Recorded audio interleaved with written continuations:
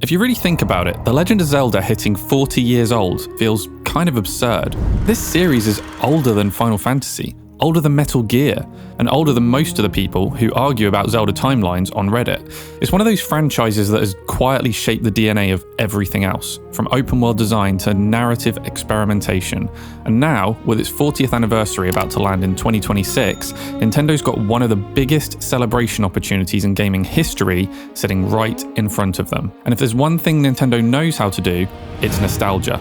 But the question isn't if they'll celebrate Zelda's 40th, it's how far they'll go. Because let's be real, what they choose to do here could set the tone for how Nintendo handles the legacy of this franchise for the next decade. So the original Legend of Zelda launched in 1986 on the Famicom Disk System. That's pre-internet, pre-3D graphics, pre-almost everything.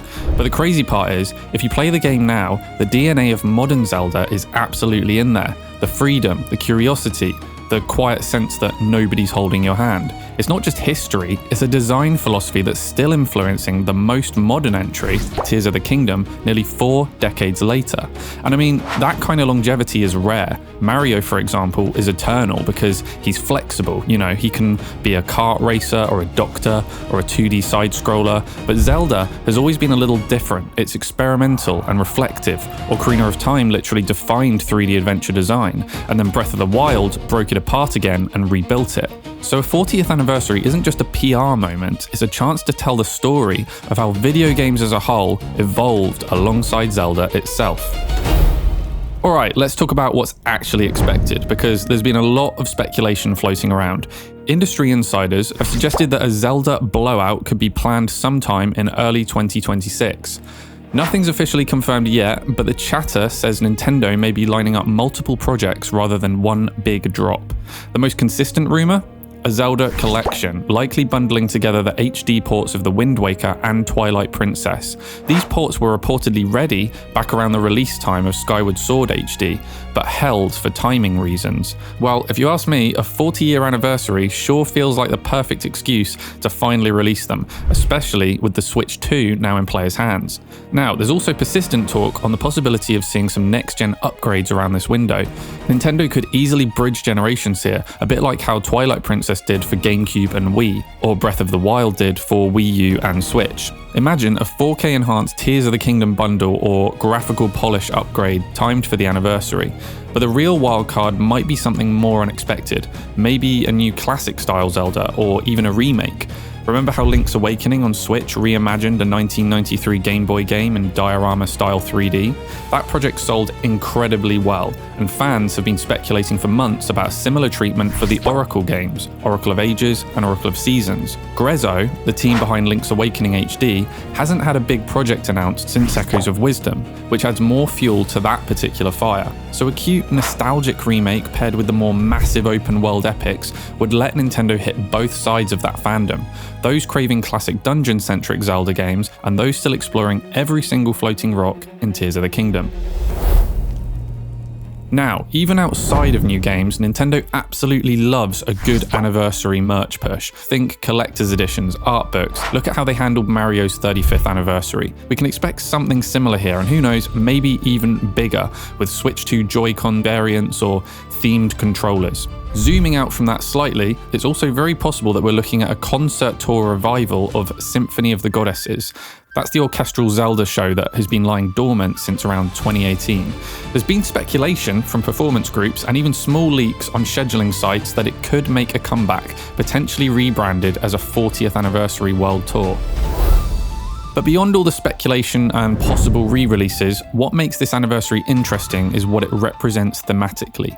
Because Zelda at 40 isn't just about another nostalgic milestone, it's about what the series means now that entire generations have grown up with it. Zelda games have always been about exploration, but not in the checklist sense that so many open world games do nowadays.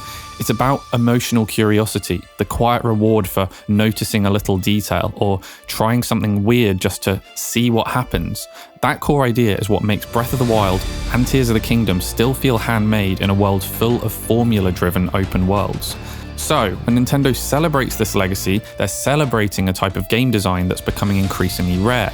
a design that trusts the player to wonder. And we can see shades of that influence everywhere now. Elden Ring took cues from Breath of the Wild, Genshin Impact translated that freedom into a live service model. Even Starfield in some ways feels like it's chasing the innate Zelda sense of what's over the next hill. In other words, the series has become shorthand for adventure done right. It's also wild to think about how The Legend of Zelda has managed to remain relevant without losing its identity. Final Fantasy reinvented itself so many times that it's basically a new thing every generation. God of War had to reboot entirely to stay alive, but Zelda evolves through iteration. Same pieces, new configuration. It's the ship of Theseus of gaming. How many times can you rebuild it before it stops being the same thing? If Nintendo really wants to make this anniversary matter, they'll embrace that idea. A celebration that doesn't just look backward, but shows how this series keeps transforming. One thing a lot of fans are hoping for in order to honour Zelda's legacy is for them to continue porting older titles over to digital formats. This way players can revisit every mainline Zelda release going all the way back to the NES through to the Wii U, properly preserved and unified. Because let's face it, Zelda's history is scattered across too many systems right now. The best official way to play Twilight Princess is still on a Wii U, which if you ask me is just ridiculous. Preservation has become a big talking point in the industry lately. Even Capcom and Sega are working to make their back catalogues more accessible. If Nintendo uses this anniversary to fix that for Zelda, it would actually be a pretty historic move, not just a marketing tactic. And we haven't even talked about the live-action Zelda movie yet. Nintendo officially confirmed this in late 2023, with the Maze Runner's Wes Ball directing and Sony Pictures co-financing the flick. On top of that, it's reportedly being produced by Shigeru Miyamoto himself, the godfather, the guy who is Zelda's DNA. This project alone could reshape how Nintendo treats adaptations after the Super Mario Bros. Movie smashed records. Given normal production timelines, the release of a trailer during 2026 would make a lot of sense, because it would be right in time for the anniversary window. You know, it's interesting because when this trailer does drop, we are a step towards a shift in popular culture regarding Zelda as an IP. Suddenly the average moviegoer will be talking about Hyrule the same way they do about Hogwarts, Middle-earth, or Pandora. And think about that ripple effect. A successful film could lead to a multimedia legacy, animated shows, spin-offs, re-releases, maybe even new creative partnerships. Zelda's always been a personal, intimate experience, but this could open the door to something much bigger. So yeah, the 40th anniversary of The Legend of Zelda could easily become one of the most event-packed celebrations gaming has ever seen. Between a potential Wind Waker Twilight Princess release, Switch 2 upgrades, a movie, a concert tour, and who knows what else brewing at Nintendo HQ, we're looking at one once-in-a-generation milestone. But for me, the part I'm most curious about is how Nintendo frames it.